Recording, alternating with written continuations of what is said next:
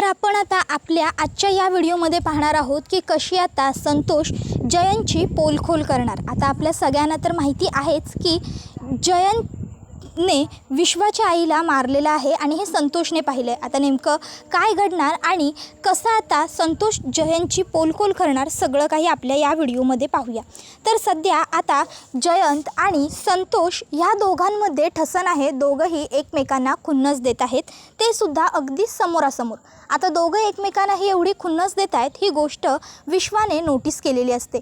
मग आता विश्वा हा संतोषकडे येतो आणि संतोषला म्हणतो, संतोष दादा काय झालंय, तुम्ही या जयंतला एवढी खुन्नस देताय का? नाही म्हणजे मी आधी तुम्हाला म्हटलं होतं की आपण जानूचं आणि याचं लग्न नको होऊ देऊया, मोडून टाकूया, पण तेव्हा तुम्ही सपोर्ट केला नव्हता मला, मग आता का खुन्नस देताय? तर मग संतोष म्हणत असतो, तेव्हा मी तुला विरोध केला होता विश्वा, पण आता नाही, आता मी तुझ्याबरोबर आहे, आपण यांचं लग्न मोडायचं। विश्वा मला सांग, तुझी आई कशी गेली, काय झालं तिच्याबरोबर हे तुला माहिती आहे का? तू याचा तपास घेण्याचा प्रयत्न केलास का? विश्वा म्हणतो नाही, काय घडलं होतं? मग आता संतोष सांगू लागतो, तुझ्या आईला मारण्यामागे फक्त आणि फक्त ह्या जयंत कानिटकरचा हात आहे। त्यावर विश्वा म्हणतो, काय खरं बोलताय तुम्ही हे संतोष दादा? त्यावर संतोष सांगतो, अरे हो, मग खरंच मी खरं बोलतोय। त्या दिवशी गाडे पाटलांच्या अंगणामध्ये, त्यांच्या अमराईमध्ये मी स्वतःच्या डोळ्यांनी पाहिलं होतं की जयंतनेच तुझ्या आईला जोरात धक्का दिला आणि ती दगडावर आदळली आणि तिचा जीव गेला। अरे माझ्या फोनमध्ये व्हिडिओसुद्धा आहे, हवं तर मी तुला तो व्हिडिओ दाखवतो। आणि मग आता संतोष तो व्हिडिओ आता दाखवू लागतो इकडे विश्वाला। आता तो व्हिडिओ पाहिल्याच्या नंतर मग मात्र आता इकडे विश्वा पूर्णपणे पेटून उठलेला असतो। आता विश्वाला असं झालेलं असतं की आता मी या जयंत कानेटकरला सोडणार नाही। त्याबरोबर संतोषसुद्धा सांगत असतो की मी सुद्धा या जयंतला सोडणार नाही आहे, काहीही झालं तरी आपण हे लग्न लागू द्यायचं नाही आहे, आपण हे लग्न मोडायचं म्हणजे मोडायचंच। तर दुसऱ्या बाजूला इकडे आता सगळी काही स्मृती गेलेली आहे जानूची, त्यामुळे जानू आता जयंतच्या प्रेमात पडलेली आहे आणि आता जानू आणि जयंतचं लग्न होणार आहे। लग्नाच्या आधी जे मेहंदीचे वगैरे विधी असतात ते आज जानूचे असतात आणि त्यासाठी जानू खूप सुंदर तयार झालेली असते, सजलेली असते। इतक्यात तिकडे भावना येते। आपल्या बहिणीला एवढं सुंदर छान सजलेलं बघून भावनाला खूप आनंद होतो। भावना जानूला म्हणत असते, वाव जानू, अगं खरंच तू किती गोड दिसतेस, किती सुंदर, ओ आणि आज तुझ्या चेहऱ्यावरती एक वेगळा ग्लो आलाय, तुला सांगू का कसला? ते म्हणतात ना नवरीचा तो। त्याबरोबर जानू म्हणते, ताई तू गप ग, उगाचच ना तू माझ्या मागे लागतेस। त्यावर आता लगेचच ती म्हणते, ए अगं उगाचच काय, खरं बोलतेय मी, तुला खोटं वाटतंय का माझं? ये आरशात ये आणि आरसा बघ, मग तुझंच तुला कळेल। त्याबरोबर आता त्या ठिकाणी लक्ष्मी येते। आपल्या दोन्ही मुलींना एवढं खुश आणि आनंदात बघून लक्ष्मीला खूप आनंद होतो। लक्ष्मी ताबडतोब आता दोघीही मुलींची दृष्ट काढते आणि म्हणत असते, वा, माझ्या दोन्ही मुली आता आपापल्या मार्गाला लागतील। एकीचा संसार आधीच सुरळीत सुरू आहे आणि आता दुसरीही संसाराला लागेल। त्यानंतर सगळे तिकडनं निघून जातात। आता जानू ज्या रूममध्ये असते ती आवरत असताना जयंत तिकडे येतो। आता जयंत आल्याबरोबर जानू जराशी लाजते, हसते आणि खाली बघते। तसा जयंत हा आता म्हणत असतो, जानू खरंच आज तुझं रूप काही औरच दिसते, ही एवढी सुंदर गुलाबी रंगाची साडी, ओ सॉरी, उलट ह्या साडीला तुझ्यामुळे शोभा आला, ही साडी तू नेसलीस ना म्हणून ही साडी जास्त सुंदर दिसते। जानू म्हणते, जयंत तुमचं आपलं काहीतरीच। जयंत म्हणतो, काहीतरी नाही जानू, खरंच तू आज खूप सुंदर दिसतेस। मग जयंत तिला म्हणतो, तुझा विश्वास बसत नाही आहे का? आरशात बघ स्वतःला, तुझीच तुला दृष्ट लागेल। त्याबरोबर जानू आता आरशात बघते। जयंत हा जानूचं खूप कौतुक करत असतो आणि जानू लाजतच असते। त्यानंतर मग आता जयंत आणि जानू हे दोघंजणं बोलत असताना आता अचानक विश्वा त्या ठिकाणी आलेला असतो।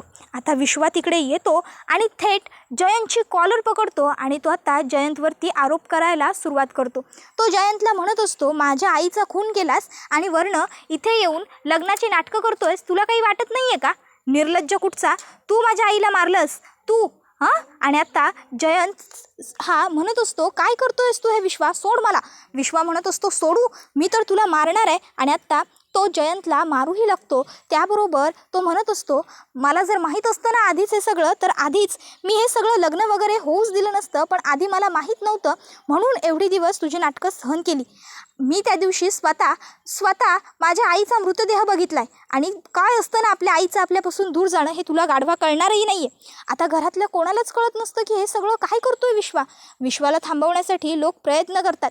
आता सगळे म्हणत असतात की काय चाललंय हे तुझं विश्वा, तू एवढे गंभीर आरोप कसे काय करू शकतोस, तू कसं काय असं म्हणू शकतोस की जयंतने तुझ्या आईचा खून केलाय. विश्वा म्हणत असतो हे फक्त मी म्हणत नाही आहे, माझ्याकडे पुरावा आहे. त्याबरोबर त्या ठिकाणी लक्ष्मी येते. लक्ष्मी म्हणते काय पुरावा आहे तुझ्याकडे? विश्वा, तू माझ्या जावयावरती असे आरोप कसे करू शकतोस? त्याबरोबर विश्वा म्हणतो विश्वास होत नाही आहे ना तुझा माझ्यावर आत्या?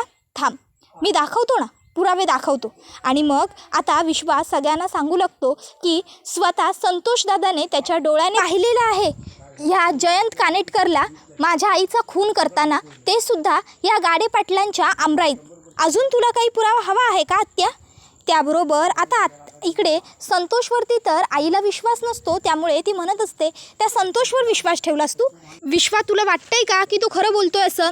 त्याबरोबर मग आता विश्वा हा म्हणू लागतो हो, मला पूर्ण खात्री आहे संतोषदादा यावेळी पूर्णपणे खरं बोलतोय, कारण संतोषदादाने मला व्हिडिओ दाखवला आहे आणि ज्यामध्ये हा जयंत माझ्या आईला ढकलताना मी बघितलं आहे. आता तुम्हाला काय म्हणायचं आहे या सगळ्याबद्दल? आता व्हिडिओ वगैरे सगळ्यांनी ऐकल्याच्या नंतर मग मात्र सगळ्यांनाच खूप मोठा धक्का बसतो. कोणाला कळतच नसतं की आता काय बोलावं. विश्वा म्हणत असतो आत्या बोल ना तू, अजूनही तुला काही बोलायचं आहे का? तुझ्या या जावयाने माझ्या आईचा खून केलाय, माझ्या आईला मारलंय, माझ्या आईच्या मृत्यूचा जबाबदार तुझा हा नालायक जावई आहे आत्या. आता मात्र इकडे आईसुद्धा निशब्द झालेली असते, ती गप्पच उभी असते, तिला काय बोलावं काय नाही सुचतच नसतं. तर इकडे आता गाडे पाटील म्हणजेच आता सिद्धिराज आणि भावनासुद्धा तिथे असतात आणि त्यांनासुद्धा खूप मोठा धक्का बसतो की त्या दिवशी आपल्या बागेत हे एवढं सगळं आपल्या आमराईत घडलं आणि आपल्याला साधं कळलंसुद्धा नाही. मग आता तीसुद्धा म्हणत असते की काय बोलतायत ही सगळी लोक, हे सगळं खरं आहे का? पण आता इकडे कोणीच काहीच बोलत नसतं. जयंत तर अगदी गप्पपणे उभा असतो. आता देवाच्या कृपेने त्या ठिकाणी जानू हजर नसते. जानू ही तिच्या खोलीत बसलेली असते, कारण आता तिचा मेहंदीचा कार्यक्रम असतो आणि मेहंदी काढण्याआधी तिला सांगितलेलं असतं की तुला काही खायचं वगैरे असेल तर तू खाऊन घे, आणि म्हणूनच जानू तिच्या खोलीत खात बसलेली असते. त्यामुळे जानू इथे उपस्थित नसले आणि त्यामुळे जानूला काही गोष्टी कळत नाहीत आणि जर जानूला हे सगळं कळलं तर तिला खूप मोठा धक्का बसेल, त्यामुळे जानूपर्यंत कोणी काही पोचवतही नाही.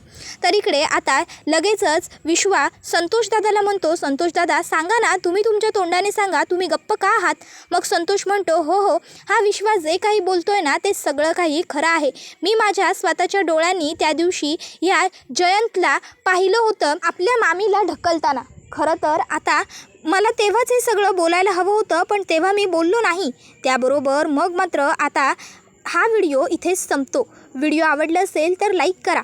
आता जयंतचं गुपित तर सगळ्यांसमोर उघड झालं आहे की जयंतनेच विश्वाच्या आईचा खून केला आहे. पण आता तुम्हाला काय वाटतं प्रेक्षकांनो? आता जयंत हा एक खुनी माणूस आहे हे समजल्याच्या नंतर जानूच्या घरातले, जानूचे आई बाबा, भावना, सिद्धिराज आणि इतर सगळेच, त्याचबरोबर विश्वा, हे सगळे आता जयंतच्या बाबतीत काय निर्णय घेतील? जयंत आणि जानूचं लग्न होऊ शकेल का? आणि जरी जयंत आणि जानूच्या लग्नाला घरच्यांनी सपोर्ट केला तरी विश्वा ह्या सगळ्यात आता काय करेल? विश्वा जयंतला सोडेल का? तुम्हाला काय वाटतं हे आम्हाला कमेंटमध्ये सांगायला विसरू नका. त्याचबरोबर व्हिडिओला लाईक आठवणीने करा आणि चॅनलसुद्धा सबस्क्राईब करून ठेवा, जेणेकरून पुढे काय घडतं याचे अपडेट तुम्हाला वेळच्या वेळी मिळत जातील.